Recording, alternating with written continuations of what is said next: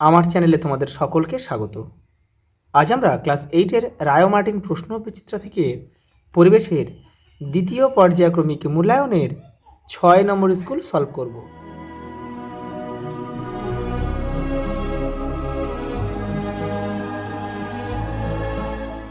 প্রথম প্রশ্ন দেখো, তাপের একক হলো, এখানে হচ্ছে ক্যালোরি হবে, এটা কিন্তু সিজিএস পদ্ধতিতে, সিজিএস। আর এসআই পদ্ধতিতে হচ্ছে তাপের একক হচ্ছে জুল। এটাও তোমরা কিন্তু একটু মুখস্থ করে নেবে। পরেরটা দেখো, গ্যালভানাইজেশন পদ্ধতিতে লোহার উপর প্রলেপ দিতে কোনটি ব্যবহার করা হয়? লোহার উপর গ্যালভানাইজেশনে জিঙ্ক। কৃত্রিম পদ্ধতিতে মাছের ডিম পোনা তৈরি করতে যে গ্রন্থির নির্যাস ব্যবহৃত হয় সেটি হলো পিটুইটারি। অপশান সি আমাদের সঠিক উত্তর। পরে দেখো, 50 কিলোমিটারের উপরে আকাশ ও ভূপৃষ্ঠের মধ্যে বিভব পার্থক্য হচ্ছে 4 লক্ষ ভোল্ট। এই যে, হ্যাঁ, অপশান ডি আমাদের এটাই হবে, হ্যাঁ 4 লক্ষ ভোল্টই হবে। পরেটা দেখো, কোভিড-19 রোগটি হলো একটি কিন্তু ভাইরাস ঘটিত রোগ। এটা ভাইরাস ঘটিত রোগ। ভাইরাসটির নাম হচ্ছে, এখানে লিখে দিচ্ছি আমি, এটা হচ্ছে তোমার SARS SARS-CoV-2। পরেটা দেখো, হিম মিশ্র হলো বরফ ও নুনের মিশ্রণ। অপশান এ আমাদের সঠিক উত্তর। দেখো পরের প্রশ্ন, পশ্চিমবঙ্গে আমের প্রজাতিগুলির মধ্যে সবচেয়ে আগে পাকে হচ্ছে গোলাপ খাস, আর সবচেয়ে পরে পাকে কিন্তু এটা ঝুমকো ফজলি কিন্তু সবচেয়ে পরে পাকে। সূর্য থেকে পৃথিবীতে যে পদ্ধতিতে তাপ আসে সেটা হচ্ছে বিকিরণ পদ্ধতি। অপশান ডি আমাদের সঠিক উত্তর। মুরগির ডিম উৎপাদনকারী একটি জাত হলো মিনরকা।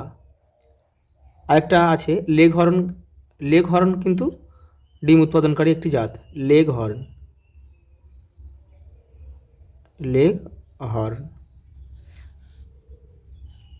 দেখো, বিজারণের অর্থ হচ্ছে ইলেকট্রন হাইড্রোজেন গ্রহণ। এই অপশান বি আমাদের সঠিক উত্তর। পরেরটা দেখো, মৌমাছির জীবনের 4টি দশা সঠিক ক্রম অনুযায়ী সাজিয়ে লেখো। প্রথমে হচ্ছে ডিম,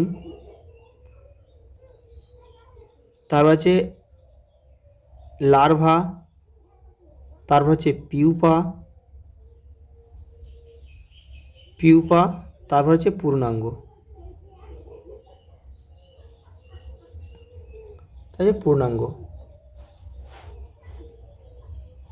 পরেরটা দেখো, সত্য বা মিথ্যা লেখো। একটা বিক্রিয়া দিয়েছে, দেখো এটি একটি জারণ বিক্রিয়া, এটা হচ্ছে সত্য। পরেরটা দেখো, শূন্যস্থান পূরণ করে তরলের উপরিতলের ক্ষেত্রফল বেশি হলে বা বৃদ্ধি পেলে, ক্ষেত্রফল বেশি হলে বাষ্পায়ন দ্রুত হয়। বিসদৃশ্য শব্দটি বেছে নিয়ে এলে কোনটা এর মধ্যে আলাদা? এখানে আছে স্বর্ণ, রত্না, মাসরি, পঙ্কজ। এটা হবে, এখানে রত্নাটা আলাদা হবে, কারণ এটা হচ্ছে স্বল্প মেয়াদি ধানের একটা স্বল্প মেয়াদি জাত, আর বাকিগুলো হচ্ছে সব নাবি জাত। তাহলে এখানে আমি লিখি রত্না হচ্ছে স্বল্প মেয়াদি জাত, বাকিগুলি আমি এখানে লিখে দিচ্ছি বাকিগুলি ধানের নাবি জাত।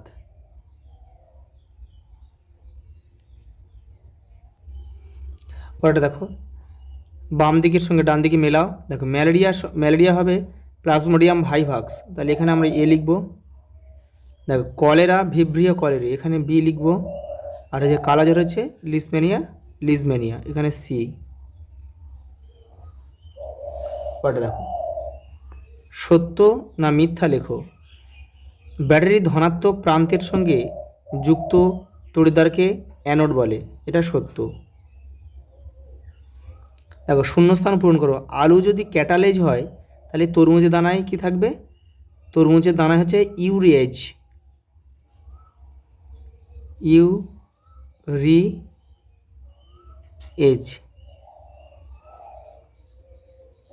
দেখো, বিসদৃশ্য শব্দটি বেছে লেখো। এখানে কী কী দিয়েছে দেখো, গলিত সোডিয়াম ক্লোরাইড, চিনির জলীয় দ্রবণ, কপার সালফেটের জলীয় দ্রবণ, সালফিউরিক অ্যাসিডের জলীয় দ্রবণ।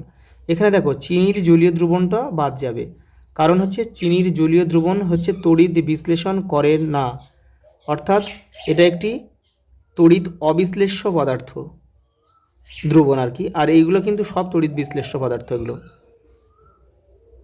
এটা তড়িৎ, এখানে লিখে দিচ্ছি তড়িৎ অবিশ্লেষ্য, আর বাকিগুলি তড়িৎ বিশ্লেষ্য। পরেরটা দেখো,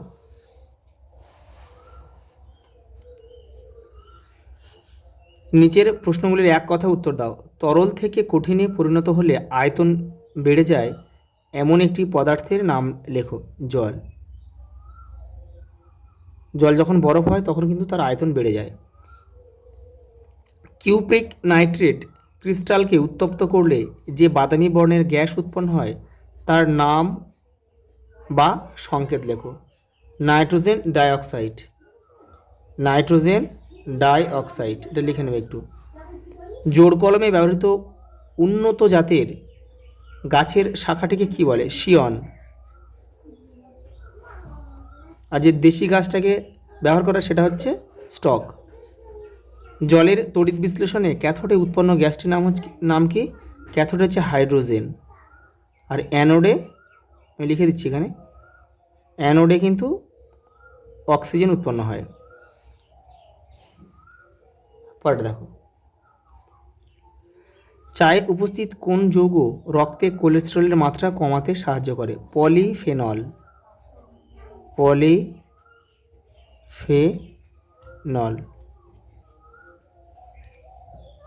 পরের প্রশ্ন দেখো, কৃষিকাজে জৈব সারের ব্যবহার অজৈব সারের চেয়ে ভালো কেন? এটা তোমাদের বইয়ের 199 নম্বর পেজে রয়েছে। দেখো, এই দেখো, জৈব সার মাটির জল ধারণ ক্ষমতা বাড়ায়। জৈব সার ব্যবহার করলে মাটি রন্ধ্রযুক্ত হয়, ফলে মাটির মধ্যে দিয়ে বিভিন্ন গ্যাসের আদান প্রদান ভালো হয়।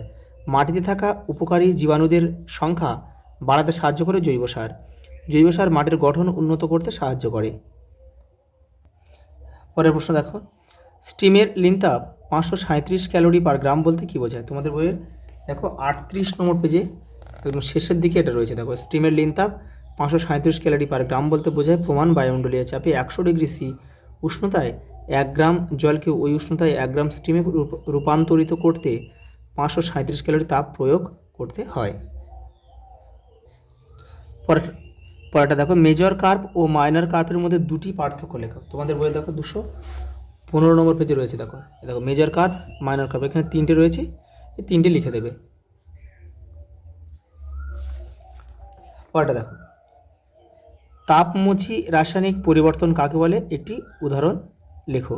তোমাদের বইয়ের 191 পেজ দেখো, এই দেখো, যেসব রাসায়নিক পরিবর্তনে তাপ উৎপন্ন হয় তাদের বলে তাপমোচী রাসায়নিক পরিবর্তন। এই উদাহরণ একটা এখান থেকে তোমরা দিয়ে দেবে, এখানে 3টে উদাহরণ রয়েছে, এখান থেকে একটা সমীকরণ সহ উদাহরণ দিয়ে দেবে, এটাই দিয়ে দেবে, এটা সহজে রয়েছে। পরেরটা দেখো, শুকনো খাবার সোডা ও টার্টারিক অ্যাসিডের কেলাসের মিশ্রণে কেরোসিন দিলে কোনো বুদবুদ তৈরি হয় না কেন? তোমাদের বইয়ের 86 নম্বর পেজে দেখো উত্তরটা রয়েছে। এই দেখো, এই যেখান থেকে লিখতে হবে। এই দেখো, খাবার সোডা টার্টারিক অ্যাসিডের পরীক্ষায় টেস্ট টিউবে জল না দিয়ে খানিকটা কেরোসিন বা বেঞ্জিন দিলে ঝাঁকালে কোনো বুদবুদ বেরোতে দেখা যায় না এমন কেন হয়? যে এখান থেকে তোমাদের লিখতে হবে, খাবার সোডা আয়নীয় যৌগ, এখান থেকে এটা পুরোটা লিখতে হবে তোমাদের।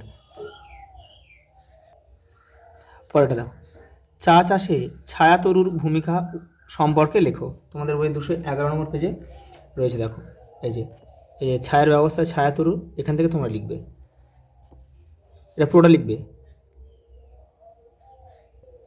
পরেরটা দেখো, লোহার তৈরি সাইকেলের হ্যান্ডেলে ক্রোমিয়ামের প্রলেপ দিতে হলে ক্যাথোড ও অ্যানোড হিসেবে কী কী ব্যবহার করবে? দেখো, ক্যাথোডে লোহার এই সাইকেলের হ্যান্ডেলটা হচ্ছে ক্যাথোডে ব্যবহার করতে হয়, তাহলে এখানে লিখতে হবে সাইকেলের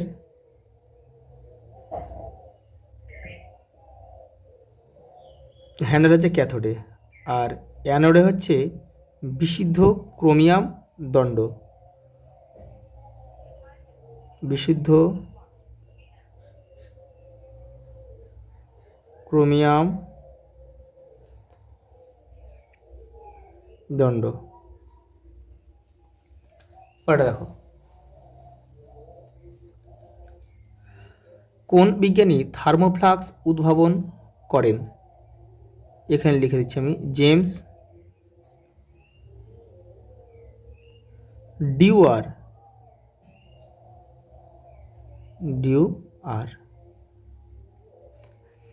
গ্রীষ্মকালে কুকুর জিভ বের করে হাঁপায় কেন? তোমাদের বইয়ের 37 নম্বর পেজ দেখো, এই যে গ্রীষ্মকালে কুকুরকে জিভ বের করে এখান থেকে এই পর্যন্ত আমাদের লিখতে হবে।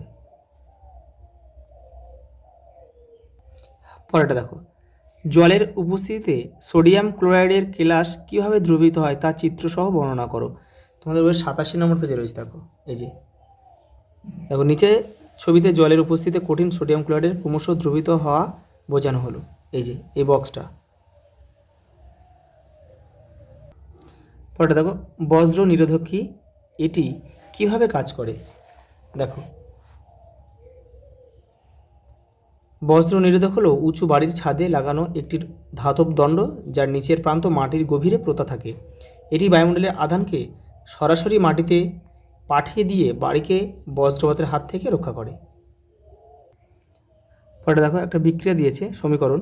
এই বিক্রিয়াটি একটি জারণ বিজারণ বিক্রিয়া এবং বিক্রিয়াটিতে জারক ও বিজারক পদার্থ চিহ্নিত করো। দেখে নাও। দেখো এই বিক্রিয়ায় জেডেনও থেকে অক্সিজেন অপসারিত হয়ে দেখো জেডেন তৈরি হয়েছে, তাই এটি বিজারণ। আবার সি কার্বন অক্সিজেনের সাথে যুক্ত হয়ে সিও অর্থাৎ কার্বন মনোক্সাইড তৈরি করেছে, তাই এটি জারণ। দেখো তাই এটি একটি জারণ বিজারণ বিক্রিয়া। দেখো এখানে জারক পদার্থ হচ্ছে জেডেনও নিজে বিজারিত হয়েছে, আর বিজারক পদার্থ হচ্ছে কার্বন নিজে জারিত হয়েছে। পরেরটা দেখো, 600 গ্রাম ভরের একটি সীসার গোলকের উষ্ণতা 25 ডিগ্রি সি থেকে বাড়িয়ে 100 ডিগ্রি সি করতে হলে কী পরিমাণ তাপের প্রয়োজন? তাহলে এখানে তাপ বাড়াতে হবে আমাদের 75 ডিগ্রি। দেখো সীসার আপেক্ষিক তাপটা এখানে দেওয়া রয়েছে, এখানে একটা অঙ্ক রয়েছে, এটা দেখে নাও। দেখো এখানে ভর আছে 600 গ্রাম। দেখো আপেক্ষিক তাপ আমাদের কত এটা দেওয়া ছিল, আর উষ্ণতা বৃদ্ধি করতে হবে কত বা পার্থক্য কত? দেখো 75 ডিগ্রি সি। এবার দেখো আমাদের সূত্র কী রয়েছে, দেখো প্রয়োজনীয় তাপ মানে কি? দেখো এম এস টি, এম মানে ভর, এস মানে আপেক্ষিক তাপ, আর টি মানে যেটা বৃদ্ধি পেয়েছে, তাপমাত্রা যেটা বৃদ্ধি পেয়েছে। তাহলে দেখো ভর আছে 600, আপেক্ষিক তাপ এটা দেওয়া ছিল, এটা তাপমাত্রা আমাদের এটা বাড়াতে হবে, জাস্ট গুণ করে দাও, এটাই আমাদের উত্তর, এত ক্যালোরি। পরের প্রশ্ন দেখো, পলিকালচার কাকে বলে? তোমাদের বইয়ে 217 নম্বর পেজ দেখো, এই যে পলিকালচার রয়েছে, এখান থেকে তোমরা লিখবে, এই যে পলিকালচার বলে, পলিকালচার বা নিবিড় মিশ্র চাষ, এখান থেকে লিখবে। পরেরটা দেখো, ডিপ লিটার পদ্ধতিতে লিটার বলতে কী বোঝায়? তোমাদের বইয়ের 218 নম্বর পেজে উত্তরটা রয়েছে, এখান থেকে তোমাদের লিখতে হবে, এই যে এখান থেকে, এই যে এটা হচ্ছে লিটার। লাস্ট প্রশ্ন দেখো, গলিত সোডিয়াম ক্লোরাইডে তড়িৎ বিশ্লেষণ করলে ক্যাথোড ও অ্যানোডে কী কী উৎপন্ন হবে? দেখো ক্যাথোডে হবে সোডিয়াম ধাতু, Na আমি লিখে দিচ্ছি, Na এটা ধাতু কিন্তু, আর অ্যানোডে হবে ক্লোরিন গ্যাস। এই সংশ্লিষ্ট বিক্রিয়াটি লেখো, এটা তোমাদের বইয়ের 105 নম্বর পেজে কিন্তু এটা রয়েছে, এই দেখো এই বিক্রিয়াটা লিখতে বলেছে, এটা লিখে দিলে তোমাদের হয়ে যাবে। আচ্ছা এই পর্যন্ত, দেখা হবে পরের ভিডিওতে।